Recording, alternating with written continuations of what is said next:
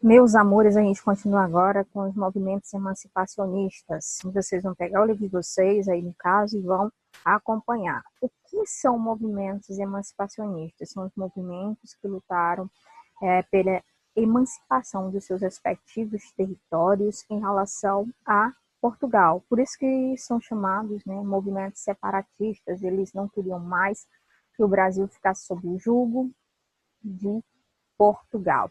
Vamos avaliar primeiro a chamada Inconfidência Mineira, tá? A Inconfidência Mineira, ela vai acontecer em 1789. E aí os alunos, vocês já estudaram, né?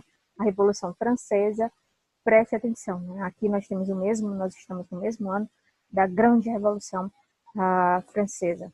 Nós temos aqui, pessoal, algumas características da chamada Inconfidência, né? Que é chamada Inconfidência Mineira, porque era uma luta dos chamados inconfidentes que atuaram dentro de Minas Gerais.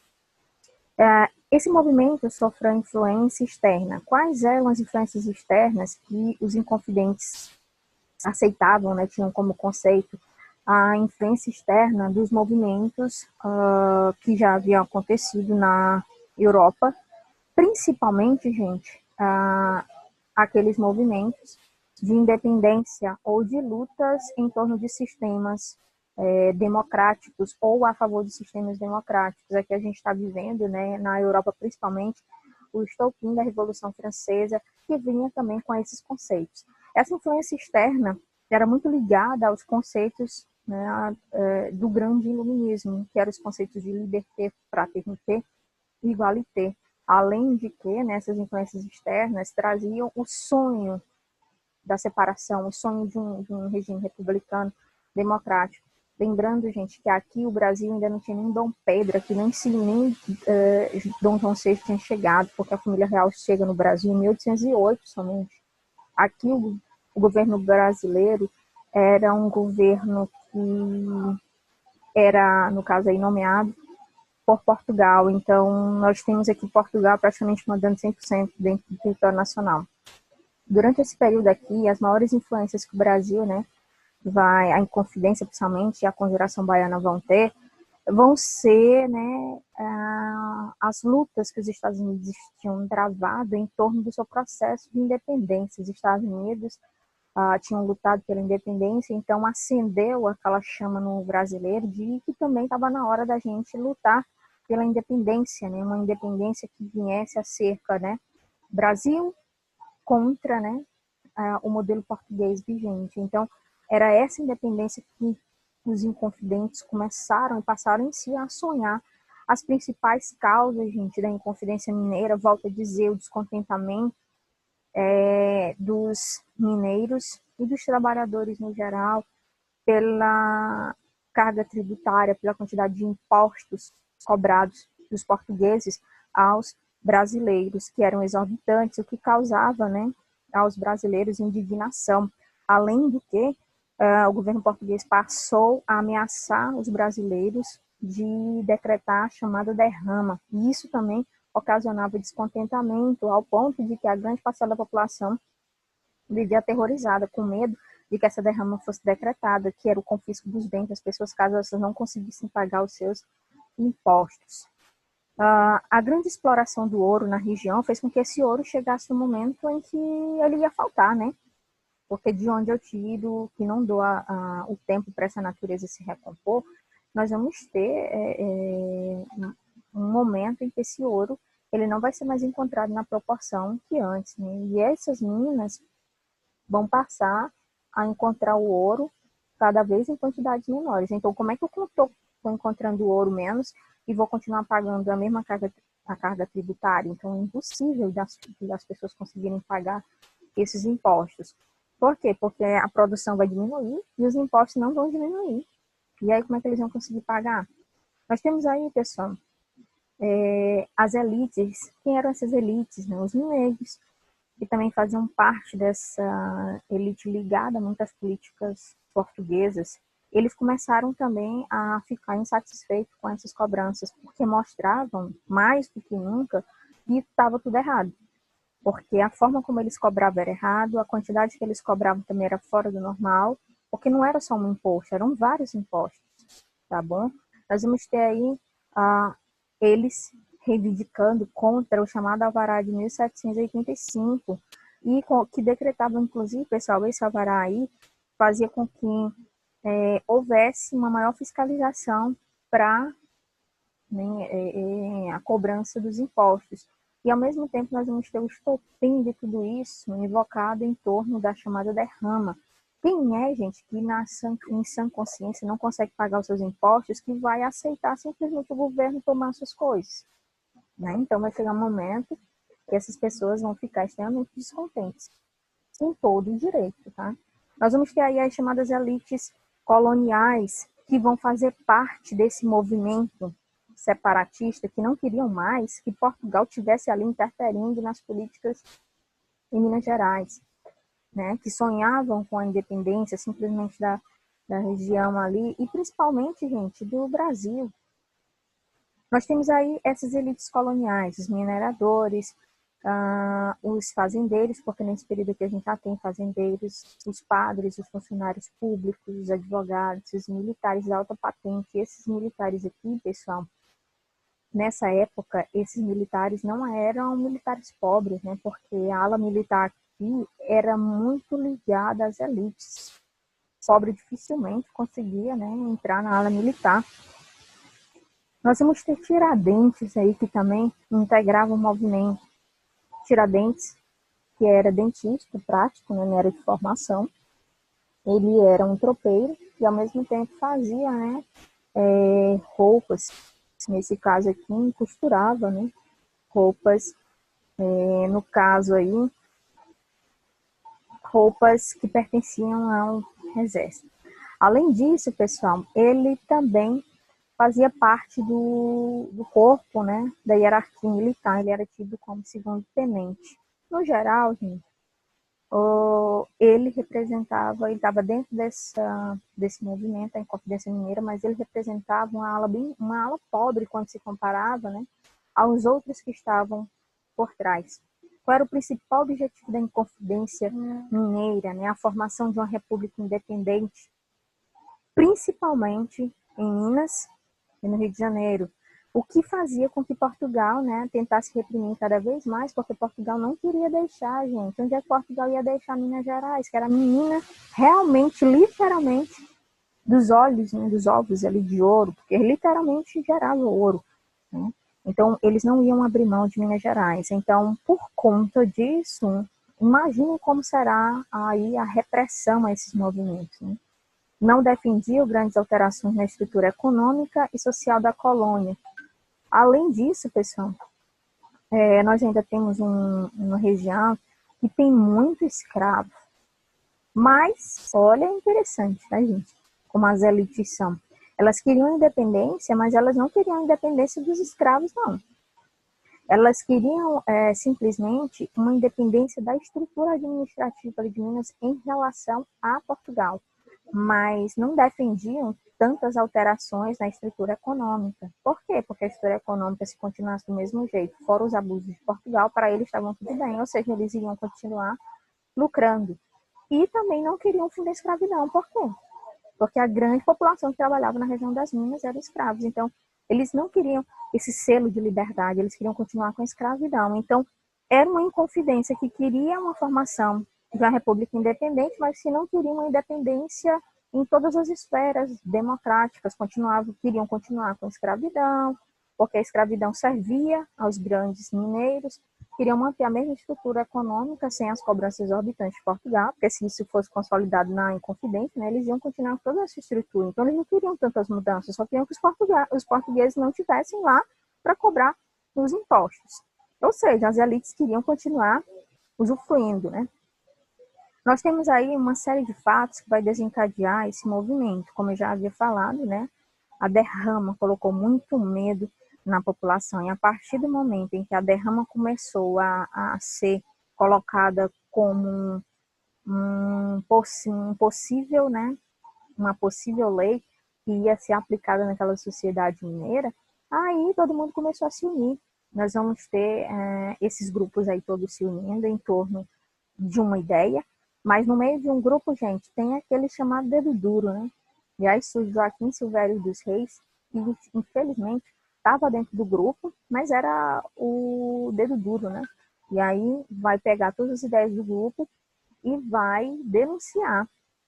Quando ele vai denunciar, ele denuncia todo mundo, entrega todo mundo. Qual era a intenção?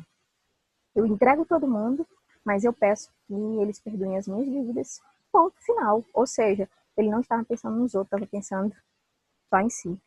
Porque ele sabia o que poderia acontecer com os outros poderiam morrer. Mas ele não estava preocupado, não. Ou seja, eu dedurei todo mundo, entreguei todo mundo, mas eu fiquei livre das minhas dívidas. Aí, gente, o governo, né, ele vai extinguir a devassa, vai retirar realmente essa ideia da devassa, vai prender todo mundo aí em Confidência Mineira, ou seja, 34 réus vão ao tribunal e eles vão ser acusados pelo crime de lesa majestade. O que é esse crime de lesa majestade? Crime contra, né, a coroa, conspiração contra a coroa, das quais 5 eram estabelecidos e 3, né, no caso aí, 5 eram eclesiásticos, 5 eram padres ligados à igreja, os que foram punidos, e 3 já falecidos. Nesse caso aí, né, morreram no decorrer do processo. Gente, nós temos a imposição do degredo, mas além disso, nós vamos ter 11 condenados à morte. Desses 11 condenados à morte, tem muita ideia de Tiradentes, né? Só que Joaquim José da Silva Xavier, o Tiradentes, né, ele vai ter o corpo esquartejado e os pedaços dele vão ser, né, espalhados pela cidade de Tiradentes, né, que hoje leva o nome dele. A cabeça ficou no que hoje é a cidade de Tiradentes. Mas 11 foram condenados à morte, mas somente Tiradentes morreu. Por incrível que pareça. Os outros não morreram. Como foi a execução de Tiradentes? Tiradentes foi levado ao tribunal, foi condenado, foi enforcado, depois de enforcado foi esquartejado e depois o corpo espalhado pelas cidades. Gente, vamos analisar aí como foi, né, essa condenação de Tiradentes. Vamos ler, tá? A condenação de Tiradentes. Depois de 29 meses de processo, a 20 de abril de 1792, o Tribunal da Relação do Rio de Janeiro, seguindo as instruções de uma carta régia da rainha Dona Maria I, chegava a sentença definitiva contra alguns vassalos de Portugal. O réu, Joaquim José da Silva Xavier, considerado indigno da piedade e clemência reais, não obteve comutação de sua pena, que devia ser inteira e imediatamente executada. Eis o texto de sua condenação. No geral, a gente analisa dentro do contexto da história que ele só foi condenado porque ele era o pobre no geral, né? Porque os ricos foram exilados, mas não foram mortos. Vamos aí à condenação. Condenam o réu Joaquim José da Silva Xavier por alcunha Tiradentes, alferes que foi da tropa paga da capitania de Minas, a que um baraço, corda ou laço usado para enforcar réus, e pregão seja conduzido pelas ruas públicas ao lugar da forca, e nela morra a morte natural para sempre, que depois de morto que ele seja cortada a cabeça e levado à Vila Rica. No lugar mais público dela, será pregado em um poste alto até que o tempo a consuma. O seu corpo será dividido em quatro partes, aí no caso, e pregados em postes pelo caminho de Minas. O sítio da Varginha e de Cebolas, onde o réu teve as suas infames práticas, e os mais nos sítios de maiores povoações, até que o tempo também os consuma. Declaram ao réu infame seus filhos e netos, e a casa em que vive em Vila Rica será arrasada e salgada, e que nunca mais no chão se edifique. Olha o absurdo, gente, o modelo de penas. Aí nós temos a imagem, né, de Tiradentes esquartejado. E é necessário que vocês analisem, né? É uma imagem muito forte, muito triste, gente. Porque com certeza foi esquartejado de forma fria, né? E quem fez isso, gente, deveria ser muito frio. Aí nós entramos na Conjuração Baiana, que vai ocorrer em 1798. A Conjuração Baiana, ela não ocorre em Minas Gerais, ela vai acontecer, né, na Bahia. E essa Conjuração Baiana, ela vai ter, né, proximidades com os conceitos da Inconfidência Mineira. Aí nós temos a imagem de membros dessa sociedade colonial arquitetando, né, em reuniões aí, como eles poderiam fazer.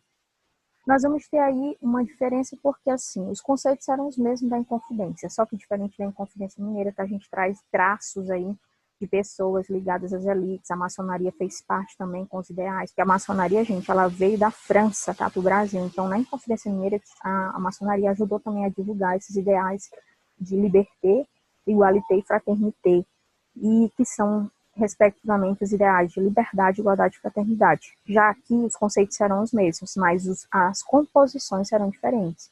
Aqui quem vai participar não são elites, aqui a gente vai ter, né, os miscigenados, os mulatos brasileiros, escravos, os negros que já eram libertos, homens brancos que não eram ricos.